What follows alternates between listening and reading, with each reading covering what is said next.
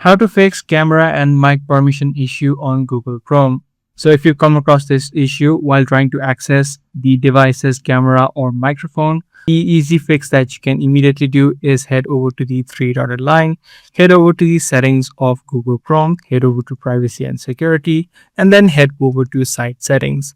Right inside of this section, you'll be able to see both of the option of camera as well as microphone. So make sure that this option is selected to allow, which is the site can ask to use your camera, and you can also check the same option for the microphone as well. Also make sure that the websites have not been disabled inside of this section.